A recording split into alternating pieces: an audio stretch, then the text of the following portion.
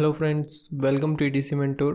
आज की इस क्लास में हम स्टडी करेंगे सॉलिडवर्क्स स्केच में रिलेशंस को ऐड करना, रिमूव करना, रिलेशंस क्या होती हैं और उन पे कैसे काम किया जाता है।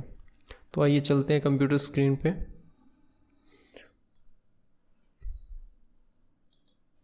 मैंने सॉलिडवर्क्स ऑलरेडी ओपन कर रखा है। रिलेशंस जो है वो स्केच में भी लगती हैं और सॉलिडवर्क्स असेंबली में भी लगती हैं। तो स्केच की रिलेशंस मैं आपको बता रहा हूँ इस वीडियो में। ये जो दो टूल्स हैं ये रिलेशंस के लिए होते हैं। सबसे पहले हम समझ लेते हैं कि रिलेशन होती क्या चीज़ है। फॉर एग्जांपल, आपने कोई स्केच बनाया। ये मैंने दो लाइनें बनाई हैं, first line and second line. ये दोनों लाइन इंडिपेंडेंट है। मैं इसको मूव कर सकता हूँ, इसको मूव कर सकता हूँ, डिस्टेंस बढ़ा सकता हूँ, कैसे भी हिला सकता हूँ इस लाइन को और इसको भी। इन दोनों के बीच में कोई रिलेशन नहीं है आपस में। अब मैं चाहता हूँ कि इन दोनों के बीच में पैरेलल का रिलेशन आ जाए। ये वाली लाइन जो है इसके पैरेलल हो जाए या फिर ये वाली इसके पैरेलल हो जाए। तो रिलेशन लगाने के अलग अलग तरीके हैं। आप यहाँ से ऐड रिलेशन कीजिए, दोनों लाइनें सेलेक्ट कीजिए। अब इनके बीच में जो भी पॉसिबल रिलेशंस हैं वो नीचे आ जाएंगे। मुझे अगर पैरेलल करना है आपस में इन दोनों को, तो मैं पैरेलल रिलेशन जो है वो ऐड करूँगा। मुझे परपेंडिकुलर करना है, मैं परपेंडिकुलर जो है वो सेट कर दूंगा। फॉर एग्जांपल, मैंने इन दोनों को पैरेलल कर दिया। ओके, अब आप देख रहे हो, मैं अगर इस लाइन को पॉइंट से पकड़ के हिलाऊंगा तो ये दोनों लाइनें मूव कर रही हैं। ये हमेशा एक दूसरे के पैरेलल रहेंगी अगर मैंने पैरेलल रिलेशन इसमें ऐड कर दिया। तो मैं चाहता हूँ कि इन दोनों के बीच में दूसरा कोई रिलेशन ऐड करूँ।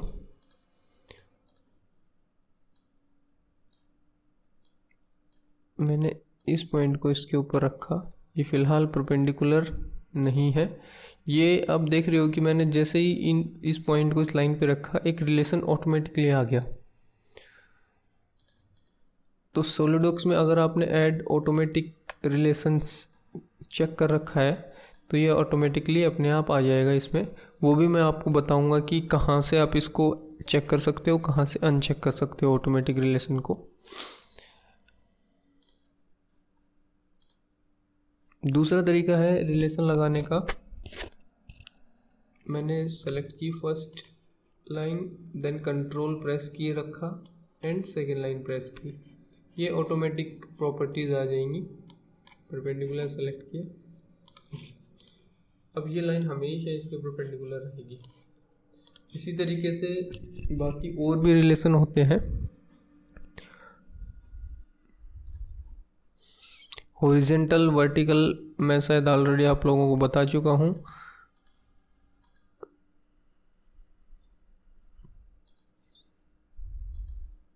मैं कुछ स्केच बना लेता हूँ बाकी के रिलेशन समझाने के लिए।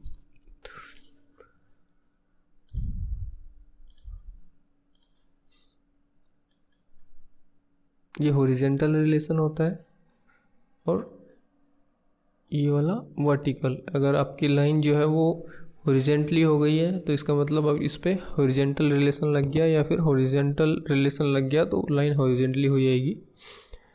अगर वर्टिकल रिलेशन लगा हुआ है तो लाइन आपकी वर्टिकली हो जाएगी। फिक्स क्या होता है?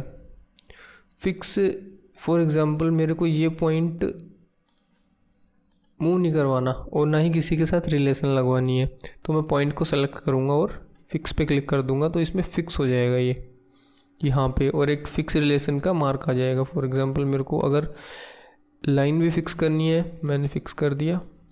ओके, ये ब्लैक कलर की हो गई है, लाइन पे फिक्स का मार्क आ गया। तो फिक्स रिलेशन रिजिड बनाने के लिए होती है स्केच को।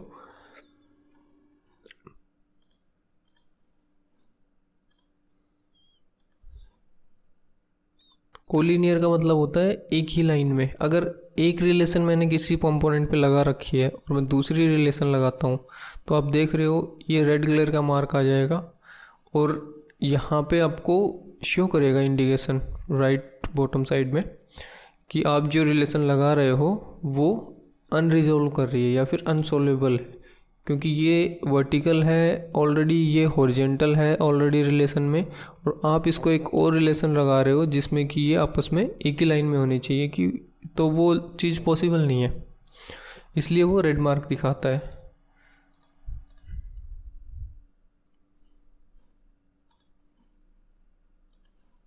अगर मैं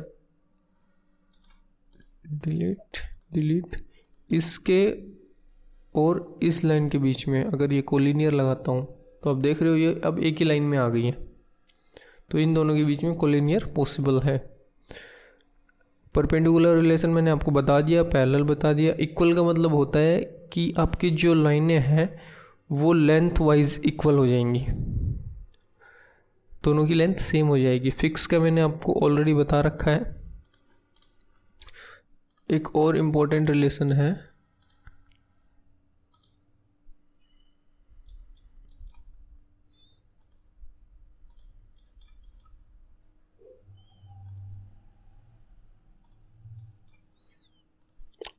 ये मेरी सेंटर लाइन है, एक लाइन मैंने राइट में रखी, एक लाइन लेफ्ट में रखी। मैं चाहता हूँ कि सेंटर लाइन से दोनों का डिस्टेंस बराबर हो। एड रिलेशन करूँगा, 1 2 3 तीनों सेलेक्ट करूँगा और सिमेट्री पे चेक करूँगा। तो अब इसका राइट साइड में जो डिस्टेंस था और लेफ्ट साइड में जो डिस्टेंस था वो सेम हो जाएगा। तो ये एक इम्पोर्टेंट सिमेट्रिक कमांड है, तो आपको ध्यान रखना है इसको। अब बात आती है कि रिलेशंस को ऐड करना हमने सीख लिया, अब रिमूव करना। रिमूव करने के लिए ये वाली कमांड यूज होती है, डिस्प्ले और डिलीट रिलेशन। मैं इस पर क्लिक करूँगा। अगर यहाँ पे सिलेक्शन बार में ऑल इन दिस स्केच लिखा हुआ है तो इस स्केच में जितने भी रिलेशंस हैं वो आपको यहाँ दिखाई देंगी। अब जैसे ही उस पर टिक करोगे उसका कलर चेंज हो जाएगा। फॉर एग्जांपल हॉरिजेंटल, ये देखो पिंक कलर में हो गया। वर्टिकल, ये देखो कलर चेंज हो गया इस वाले रिलेशन का। वर्टिकल सेकंड, इस वाले का कलर चेंज हो गया। तो आपको पता लगेगा कि आपने कौन सी सेलेक्ट की है। इस तरीके से आपको जो भी रिलेशन डिलीट करनी है आप सेलेक्ट कीजिए, डिलीट पे क्लिक कीजिए, वो रिलेशन डिलीट हो जाएगी। अगर आप चाहते हो कि वो रिलेशन डिलीट ना हो, मतलब कि उसका आइकन रहे रिलेशन का बट वो काम ना करे, स्प्रेस हो जाए, तो सेलेक्ट कीजिए और स्प्लेस पे क्लिक कीजिए। तो आप देखोगे ये काम नहीं कर रही, इस पे वर्टिकल रिलेशन लगी हुई है बट मैं इसको फिर भी मूव कर पा रहा हूँ।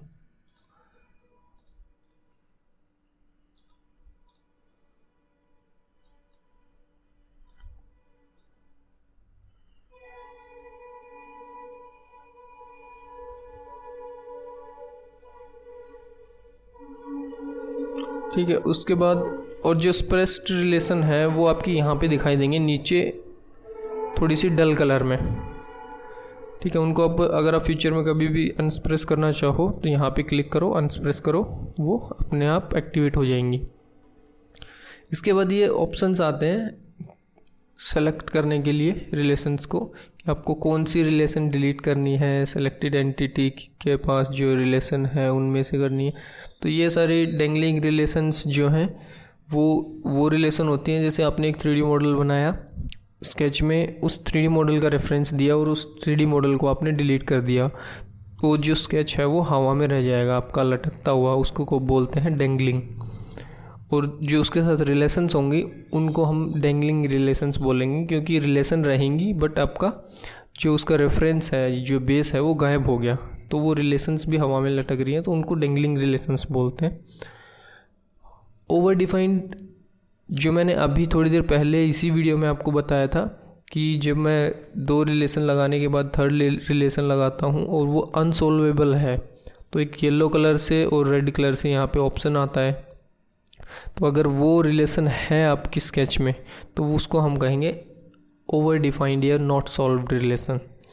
एक्सटर्नल रिलेशन क्या होता है, अगर आप असेंबली बनाते हो तो असेंबली में एक पार्ट से और दूसरे पार्ट को अगर ड्रॉ करते हो या फिर डिज़ाइन करते हो तो फर्स्ट पार्ट के कोई भी प्लेन का एक रेफरेंस लेना पड़ता है जिस पे आपको स्केच बनाना है, और जो पार्ट आप ड्रॉ कर रहे हो वो सेकंड पार्ट हो जाता है। तो फर्स्ट पार्ट का रेफरेंस लेके अगर आपने सेकंड पार्ट को बनाने के लिए स्केच बनाया है तो वो फर्स्ट पार्ट जो है वो एक एक्सटर्नल पार्ट कहलाएगा, और उसके ऊपर जो स्केच बनाया गया है, कोई रिलेशन दी गई है, वो एक्सटर्नल रिलेशन कहलाएगी। तो ये सारी चीज़ें लॉक्ड, जो रिलेशन आपने लॉक कर दी उनको लॉक्ड कहेंगे, ब्रोकन रिलेशन जो ब्रोक्ड है उनको ब्रोक कहेंगे, सिलेक्टेड का मैंने बता दिया ऑलरेडी। तो ये सारी चीज़ें जो हैं वो ज़्यादा इंपॉर्टेंट नहीं है, बस आप ऑल इन स्केच और सिलेक्टेड का ध्यान रखें तो सारी, अगर ऑल इन स्केच कर देते हो तो ऑलरेडी यहाँ पे आ जाएंगी, आपको सेलेक्ट करना है और डिलीट या फिर स्प्रेस करना है। अब बात करते हैं ये रिलेशंस को हम हाइड कैसे कर सकते हैं। आप यहाँ पे जाइए, हाइड शो पे जाइए और स्केच रिलेशन पे क्लिक कीजिए। इसको अनचेक कर दोगे तो सारे रिलेशंस हाइड हो जाएंगी। एक तरीका तो ये है।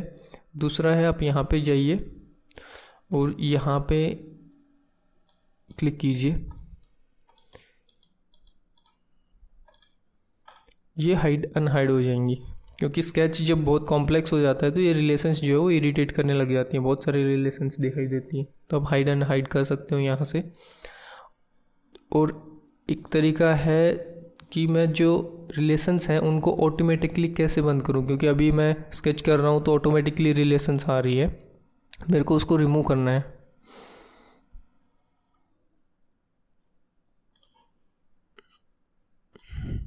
उसके लिए इनेबल स्नैपिंग या फिर ऑटोमेटिक रिलेशंस को आप ऑफ कर दें। स्नैपिंग क्या होती है? स्नैपिंग फॉर एग्जांपल आप कोई स्केच बना रहे हो, ये जो डैश डैश करके जो लाइन आ रही है ना, ये आपको बताती है, गाइड करती है कि ये जो पॉइंट है इसके हॉरिजेंटली एक कोई रेफरेंस लाइन बन रही है, उसी पे मैं दूसरा पॉइंट बना रहा हूँ। फॉर एग्जांपल यहाँ पे क्लिक करूँगा तो एक येलो आ गया, ये आपको गाइड कर रहा है कि ये एक इसका मिड पॉइंट है। इसी तरीके से मैं यहाँ पे क्लिक करूँगा, इधर लेके आऊँगा तो आपको गाइड कर रहा है कि आप इसी लाइन के साथ साथ वर्टिकली इसी पॉइंट के साथ साथ वर्टिकली चल रहे हो, हॉरिजेंटली चल रहे हो सॉरी। इसी तरीके से इसके हॉरिजेंटली चलना है तो ऐसे, ये स्नैपिंग कहलाता है। ये प्रोसेस गाइड करेगा आपको स्केच में, उसको हम स्नैपिंग बोलते हैं। उसको आप यहाँ से एक्टिवेट या डीएक्टिवेट कर सकते हो। रिलेशंस को भी आप यहाँ से एक्टिवेट या डीएक्टिवेट कर सकते हो, हाइड भी कर सकते हो, डीएक्टिवेट भी कर सकते हो। और आपको एक पर्टिकुलर रिलेशन या स्केच स्नैपिंग जो है वो ऑफ करनी है तो आप यहाँ से चेक कर सकते हो कि मेरे को पैरेलल ना दिखाए या फिर मेरे को परपेंडिकुलर गाइड ना करे, ना टेंजेंट गाइड करे। तो आप यहाँ से उसको सेलेक्ट करके और ऑफ कर सकते हो।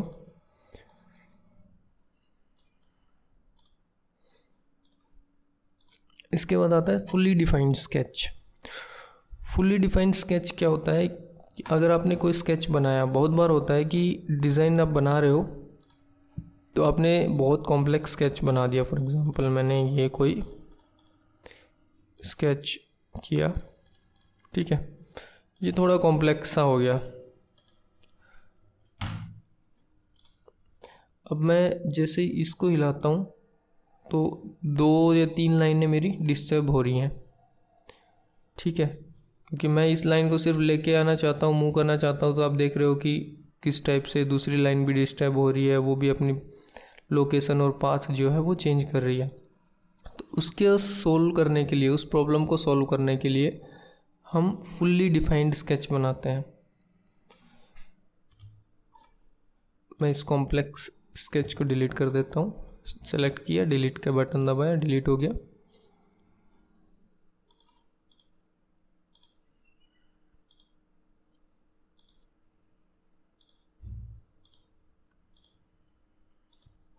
ओके, मैंने ये कोई स्केच बनाया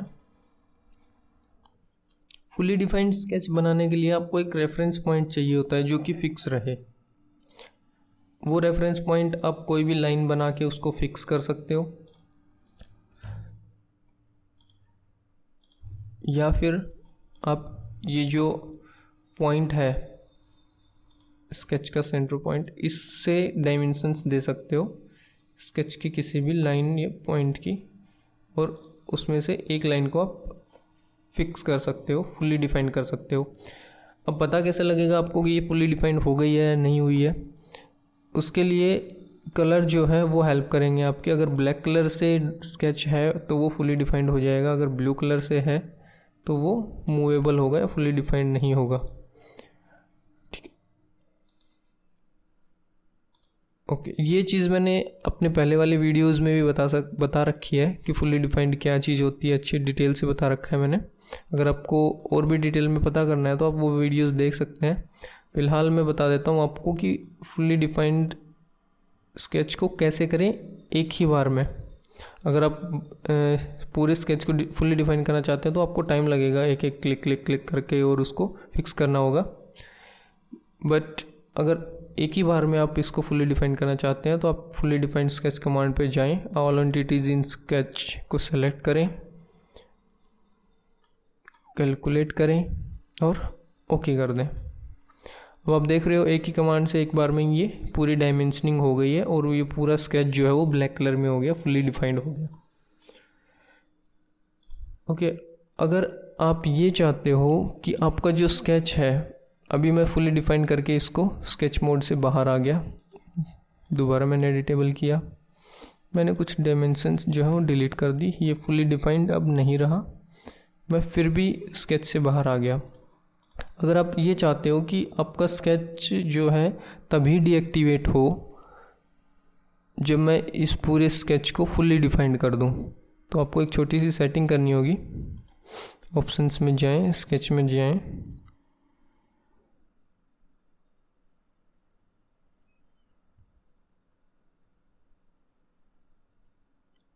और सेकंड ऑप्शन को चेक कर दें, यूज फुली डिफाइंड स्केच, और ओके कर दें। अब आप देखोगे मैंने क्लिक किया, ये एक एरर दिखा रहा है कि this operation require a fully defined sketch. इसका मतलब है कि आप स्केच से बाहर नहीं जा सकते जब तक कि इसको फुली डिफाइन ना कर दो।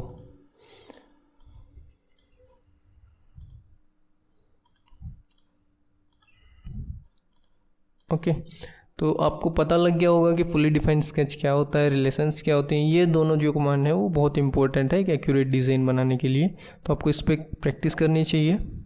अगर वीडियो में कुछ क्वेश्चन है आपके तो प्लीज़ कमेंट बॉक्स में डालिए, वीडियो को लाइक कीजिए, चैनल को सब्सक्राइब कीजिए। वीडियो को लास्ट तक देखने के लिए thank you and take care.